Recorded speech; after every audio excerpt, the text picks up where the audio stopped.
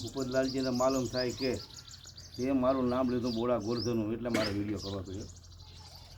તે એવી વાત બતાવી કે ભાઈ જેમાં ડોહન ટપુ ડોહન વાંધો એ વાત હાશી. શેષની બોલીમાં જેઠડી પાવલી બંધાણી, શેષની બોલી તોડી ટપુડા ભાજીના પોનમાંથી જેમલે ભૂલ માફી માગીને કંકુની ગાલ કેલી છે, છતાં કોઈ વાત બાકી રહી ગયો હોય તો તમ તારે આપણે જોવી. ત્યાર પછી સૌદ આપણે દેવી પૂજ્યા, તો ને અધૂરી હોય તો સૌદની વાત ખોટી પડે ભૂપતલાલજી, તો લાલાજી અમને વાત ખોટી પડે છે તું આ વાત લાવતો હોય તો.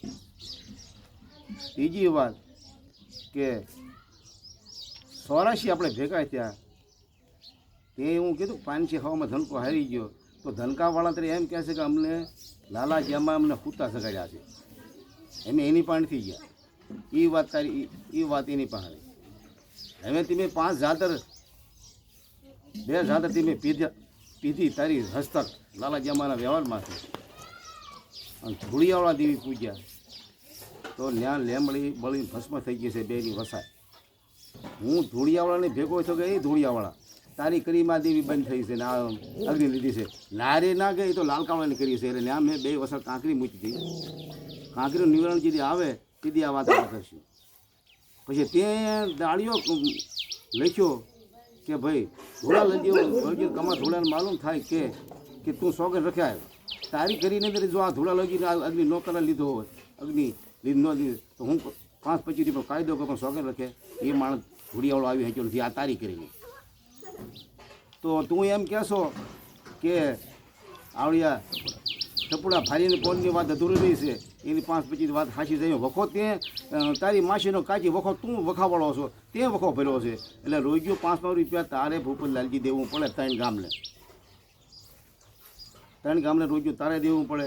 અને છતાં કોઈ અધૂરી હોય તો જેમાં પરાગની મિલકતમાં 5 ભાગ પાડ્યો, 5 ગાંડી બાંધી ભાઈ લઈ ગયા, તો 5 ગુનેગાર જેમાં ડોહાના છે, તો જેમાં ડોહા અવળું મોડું કરી ગયો હોય અને વાત અધૂરી હોય તો વખો ભૂપતલાલજી તારો છે આવડવા.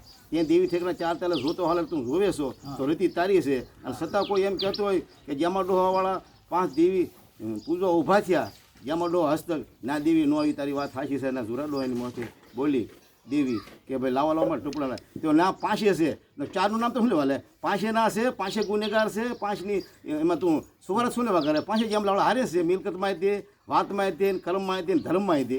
એટલે આ વિડીયો તે કર્યો છે. હવે તું કપડાની ક્રિયાતવાળાને બોલાય, કલિયાવાળાને ભેમકાવાળાને, ત્યાં સુધી દેવી બંધ હવે રહે. આજે કાલે 100-12 મેં દેવી બંધ રહી. આ વાત અધૂરી પૂરા કર્યા સિવાય દેવી તમે કોઈ પૂછતા નહીં, કોઈ હલાવતા નહીં. અને તું ધૂળિયાવાળો બે સોકેટનો ધૂળિયાવાળો આવ્યો એટલે તું હવે ધૂળિયાવાળા બોલાવી હાથા જોડી કરી અને કાળે થાંભલી આવોલા તમારી વાત વહી ગઈ અને વાત આવી આ 5 જેમલાવાળાની. તો વાત ભૂપતલાલજી તારી છે, વખાવાળો તું છો, વખો તું ભરી આવ્યો છો, રોજ્યું 500 રૂપિયા તારે દેવું પડે. અને છતાં કોઈ નાતી એમ કહે, દેવી એમ કહે કે ભાઈ આ જેમલા 5 ભાગીદાર છે તો 5 રૂપિયા રોજ્યું મારે દેવું. હવે ભાઈ વિડીયો કરતો નહીં, અને દેવીની વાત અધૂરી હોય તો પૂરી રાખજે આમના. હવે ઘણા વખા ગાયા, તું ડાયો બહુ છો, અમને ખબર છે, ઘણા ગાયા.